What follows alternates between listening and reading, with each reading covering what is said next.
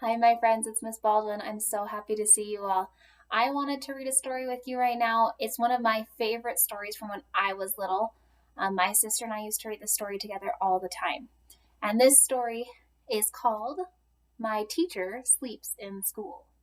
Okay, so I wanted to share it with you. So, My Teacher Sleeps in School, it's written by Leatie Weiss and illustrated by Ellen Weiss.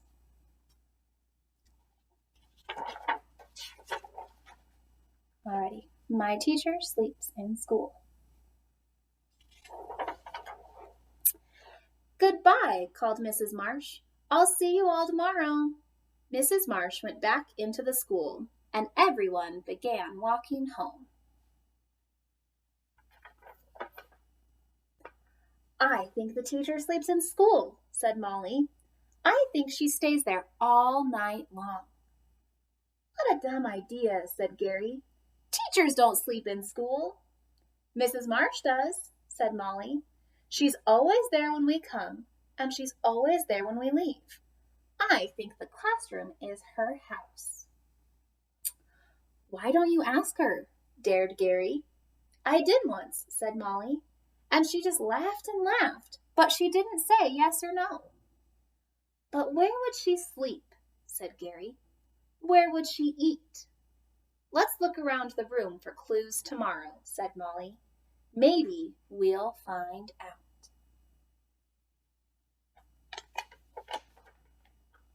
The next day, Gary could hardly wait to do his work.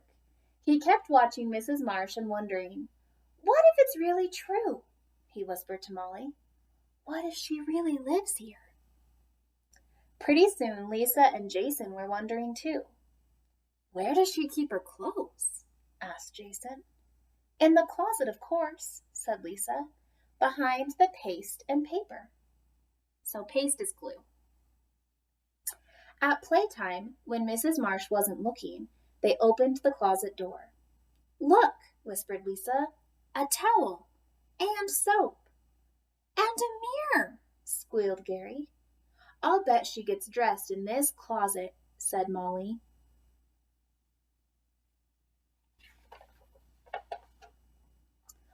"I'll bet she wears funny pajamas," said Gary. "And gloppy cream on her face," said Jason. They pictured Mrs. Marsh in her pajamas and couldn't stop laughing. And then here it's all of them imagining what Mrs. Marsh is doing.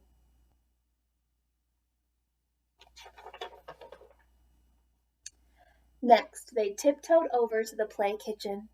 "I saw her hide 2 bags here this morning," said Molly. "More proof," said Gary in a loud whisper. "It's paper plates and napkins and lots of forks and spoons. She must be having company." "I see cake mix and eggs in this bag," whispered Lisa. "She must be baking a real cake." "I think she cooks her supper here every night," said Molly. "That oven is only make-believe," said Jason. "She can make it work," Molly said. "Teachers can do anything."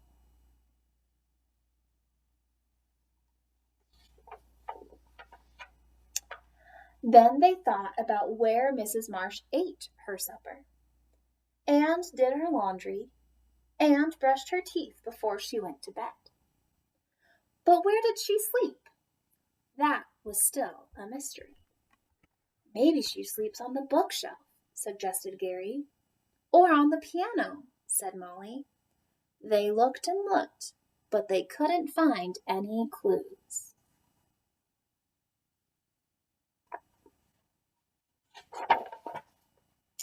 Then, after lunch, everyone was getting ready for an art project.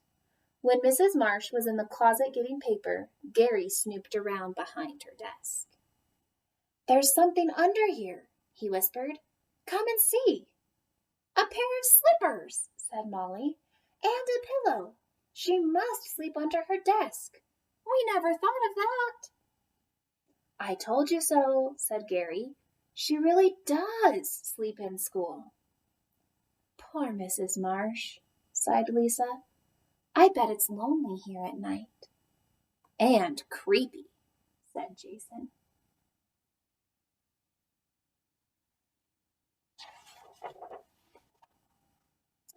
Then Molly had an idea. "Let's leave her a good night snack," she said. "And a nice note," said Jason. "And something cuddly to sleep with," said Lisa. Gary had part of a sandwich left over from lunch. Jason had saved 6 potato chips for later. Lisa got the teddy bear out of her cubby. Molly was in charge of the note.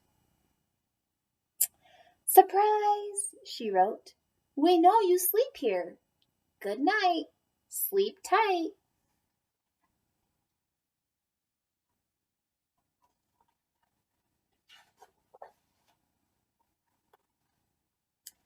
Gary promised to keep everything a secret, but soon the whole class knew.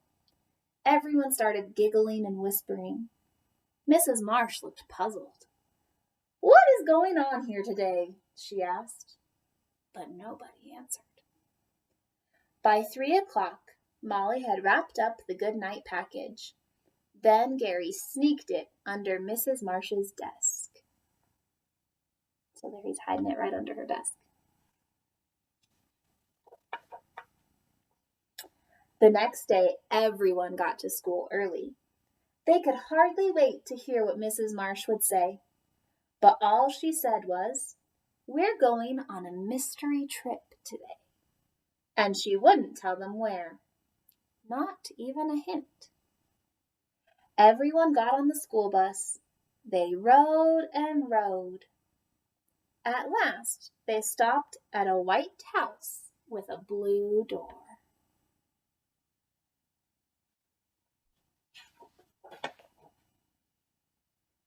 "This is where I live," announced Mrs. Marsh. Gary looked at Molly. Molly looked at Lisa. Lisa looked at Jason. Then they followed Mrs. Marsh inside. Mrs. Marsh showed them where she cooked her supper, and did her laundry, and brushed her teeth before she went to bed.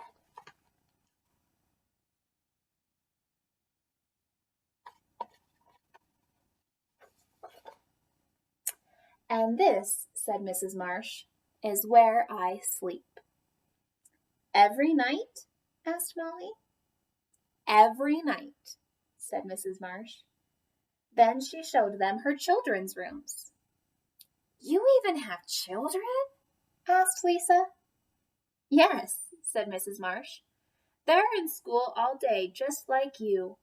When my husband and I get home from work, we're all together." "Just like us," said Molly. "Now follow me," said Mrs. Marsh. "I've saved the best for last."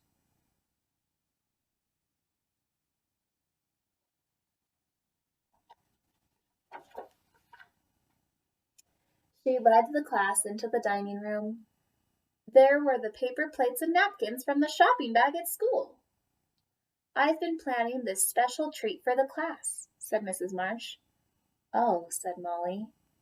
"We thought—" "I know what you thought," said Mrs. Marsh, laughing. Then Mrs. Marsh brought out a big cake, and just like Molly's note, it said, "Surprise!" "I baked this last night," said Mrs. Marsh. "I baked it in my own oven, in my own kitchen, and after that I went to sleep in my own real bed."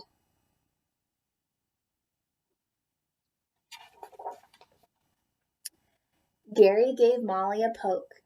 "I knew it all the time," he bragged. "Teachers never sleep in school."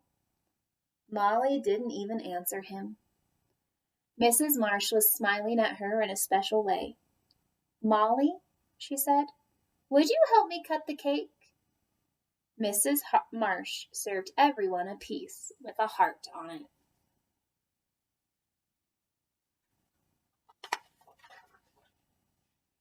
And she saved the biggest heart for Molly.